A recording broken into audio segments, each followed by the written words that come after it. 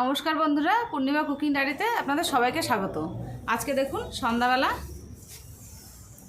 এই যে মাংস এনেছি, মুরগির মাংস, এটা দিয়ে চিলি চিকেন করব আর একটু পরোটা করব। আপনারা শুরু থেকে শেষ পর্যন্ত ভিডিওটি দেখবেন। প্রথমে আমি সবজিগুলো কেটে নেব। ক্যাপসিকাম, পেঁয়াজ, আদা, রসুন আর কাঁচা লঙ্কা।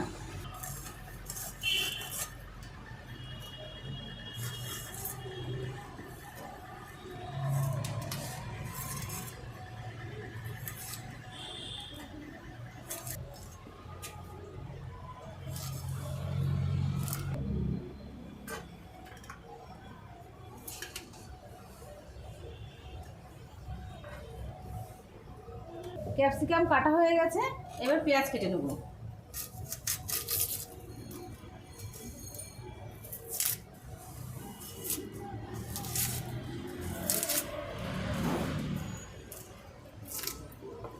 পেঁয়াজটা বড় বড় করে পিস করে কাটবো আর কাঁচা লঙ্কাটা চিড়ে নেব।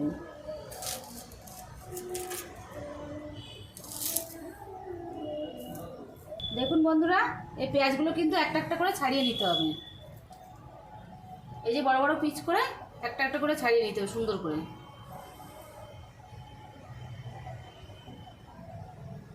পেঁয়াজ আর ক্যাপসিকাম কাটা হয়ে গেছে, এবারে কাঁচা লঙ্কাটা চিড়ে নেব। আর দানাটা কিন্তু ফেলে দিতে হবে কাঁচা লঙ্কা, না হলে কিন্তু স্বাদ লাগবে না। এই মিডিলের এই দানাটা কিন্তু ফেলে দিতে হবে। দেখুন আমার এই পেঁয়াজ, ক্যাপসিকাম আর কাঁচা লঙ্কা সুন্দর করে কেটে নিয়েছি। এবার এই আদা রসুনটা ছাড়িয়ে নেব।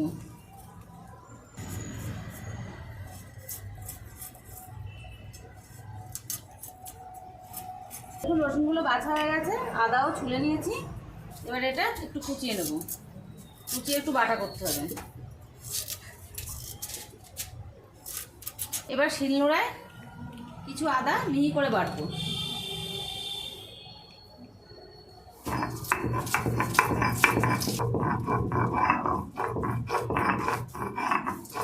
আদা মিহি করে বাটা হয়ে গেছে, এবার নামিয়ে নেব। আর বাকি আদা একটু আধা বাটা করে নেব, এটা মিহি করে বাটবো না।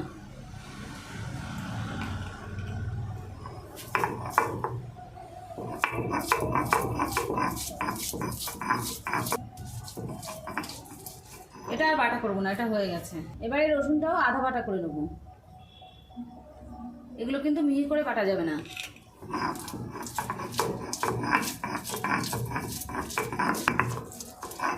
এটা আমার বাটা হয়ে গেছে। দেখুন বন্ধুরা, এই সবজিগুলোও কাটা হয়ে গেছে আর এই মশলাগুলো সুন্দর করে বেটে নিয়েছি। এবার মাংসটা আমি ম্যারিনেট করে নেব। ছোটো ছোটো করে পিস করে নিতে হবে। এই যে সলিড মাংস, এতে একটু স্বাদ মতো লবণ দিয়ে দেবো। এই যে মিহি করে বেটেছিলাম এই আদাটুকু এই দিয়ে দেবো। গোলমরিচের গুঁড়ো দিয়ে দেবো।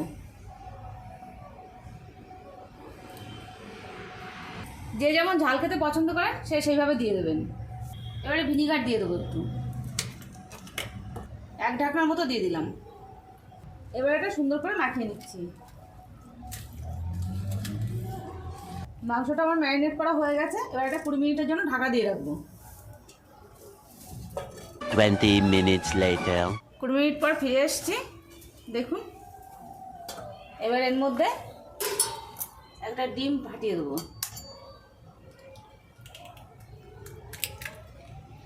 আর এর মধ্যে যেন জল না থাকে পরিমাণ মতো কর্নফ্লাওয়ার দিয়ে দিলাম আর একটু ময়দা দিয়ে দিলাম।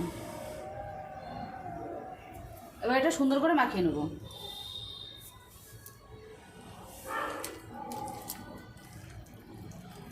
দেখুন বন্ধুরা, এই মাংসটা আমার মাখানো হয়ে গেছে। এটা কিন্তু খুব বেশি পুরু করলে হবে না, এরকম মাংসটা যেন দেখা যায় সেভাবে মাখাতে হবে। প্রোটিন মোটা হয়ে গেলে কিন্তু খেতে ভালো লাগবে না, স্বাদ হবে না। আর আমি ভিনিগার দিয়েছি, যাদের ঘরে ভিনিগার থাকবে না তারা কিন্তু লেবু দিয়ে করতে পারেন, অসুবিধা নেই। এবার এগুলো সব এক এক করে ভেজে নেবো তেল দিয়ে। এবার আমি উনানটা ধরিয়ে নেব।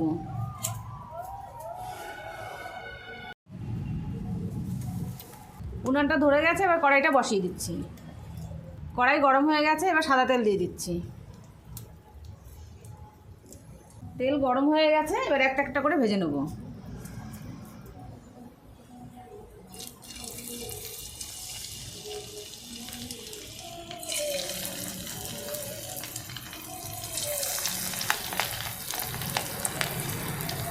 এগুলো কিন্তু লাল লাল করে ভাজতে হবে। এবার এগুলো সব উল্টে দেবো।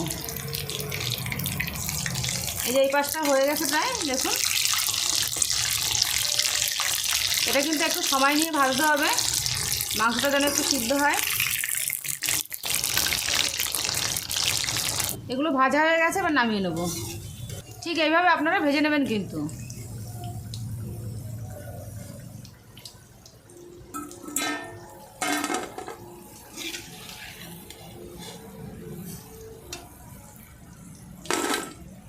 বাকি মাংসের পিসগুলো সব একইভাবে ভেজে নেব।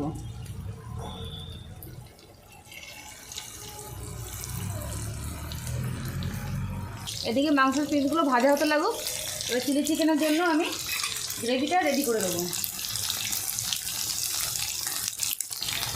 এটা চিকেন সস দিয়ে দিলাম 2 চামচ। এবার রেড চিলি সস দিয়ে দিলাম 2 চামচ।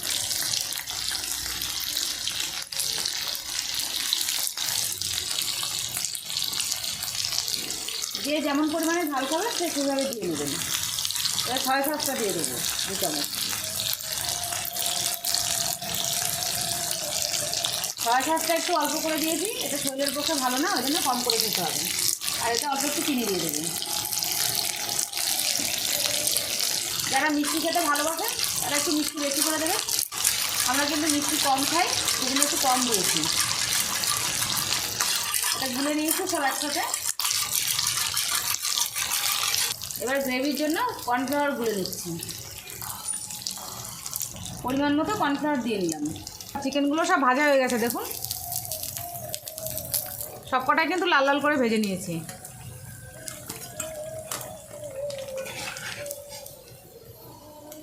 এই ভাজা তেলের মধ্যে আমি এখন এই যে আদা বাটা করে রেখেছিলাম রসুনটা দিয়ে দেবো। যে আদাটা রেখেছিলাম আদাটাও দিয়ে দেবো। এটা ভাজা হয়ে গেছে, এবারে পেঁয়াজগুলো দিয়ে দেবো। এটা হালকা করে ভাজতে হবে। ক্যাপসিকামও দিয়ে দেবো। এই চিড়ে রেখেছিলাম লঙ্কাগুলো, এটাও দিয়ে দেবো। এগুলো সব কিন্তু হালকা করে ভাজতে হবে। এটা হালকা করে ভাজা হয়ে গেছে, এবার সসটা গুলে রেখেছিলাম এটা দিয়ে দেবো। এই বাটি ধোয়া, যে সসের বাটি ধোয়া জলটা ওর মধ্যে দিয়ে দেবো।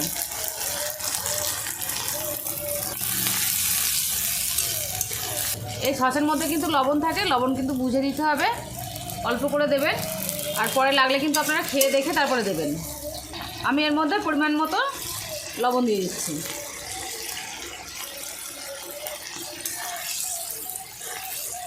এবারে কর্নফ্লাওয়ার গুলে রেখেছি, এটা দিয়ে দেবো। কর্নফ্লাওয়ারের বাটিটা এই ধুয়ে জল দিয়ে দেবো। এটা কিছু সময় নাড়িয়ে নিয়েছি, এবার এর মধ্যে জল দিয়ে দেবো।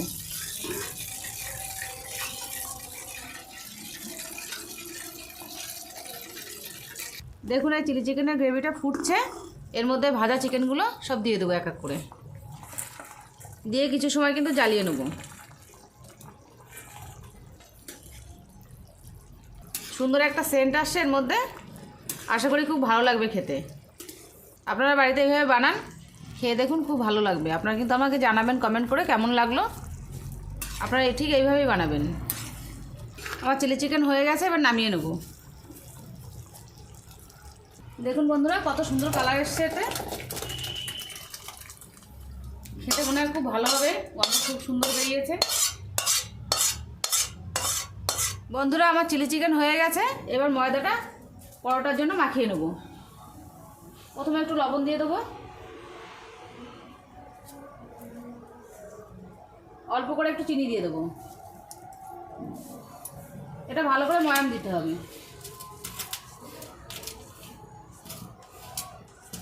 লবণ আর চিনিটা সুন্দর করে মিশিয়ে নিয়েছি। এবার আমি সাদা তেল দিয়ে ভালো করে ময়াম দিয়ে নেব।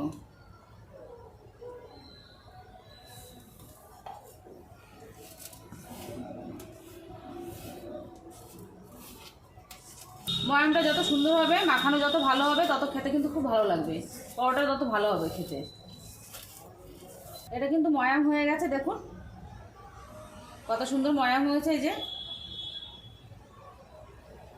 এবার এটা অল্প অল্প করে জল দিয়ে মাখিয়ে নেব।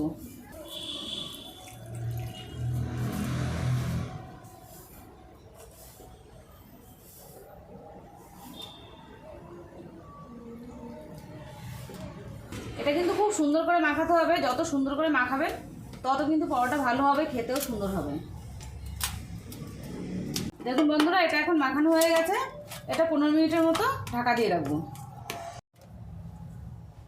15 minutes later.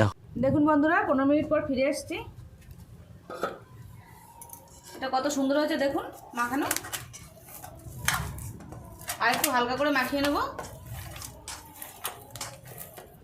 এবার এগুলো একটু লেচি কেটে নিচ্ছি। লেচিগুলো কিন্তু বড় বড় হবে, পরোটা করবো তার জন্য একটু বড় বড় লেচি কেটে নিতে হবে। এবার কড়াইটা বসিয়ে নিচ্ছি। এবার এগুলো বেলে ভেজে নেব।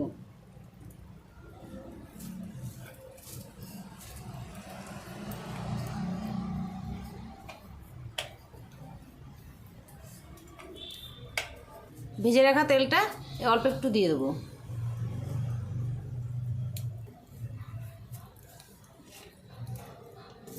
এইভাবে এক এক করে সব কটা পরোটা ভেজে নেব।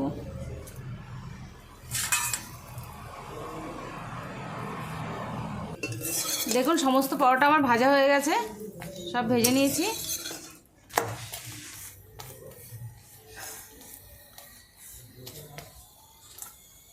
এই যে দেখুন সব ভেজে ফেলেছি, কিন্তু সব এইভাবে ভাজতে হবে, বেশি পোড়ালে ভালো লাগে না। এই পরোটা কিন্তু চিলি চিকেন দিয়ে খেতে খুব ভালো লাগে, আর ফ্রায়েড রাইসের সাথেও চিলি চিকেন খুব ভালো লাগে। দেখুন আমার দুটো আইটেম হয়ে গেছে। আর আমার রান্না যদি আপনাদের ভালো লেগে থাকে তাহলে অবশ্যই করে সাবস্ক্রাইব করুন, লাইক করুন আর সবার কাছে শেয়ার করে দিন। আর অবশ্যই কিন্তু সাবস্ক্রাইব করতে ভুলবেন না, তাহলে আমার কিন্তু খুব ভালো লাগে। আমি আজকে এখানেই শেষ করছি। আর আপনারা অবশ্যই খেয়ে কমেন্ট করে জানাবেন কেমন হয়েছে খেতে, আমাকে কিন্তু বলবেন, তাহলে আমার একটু বেশি ভালো লাগবে।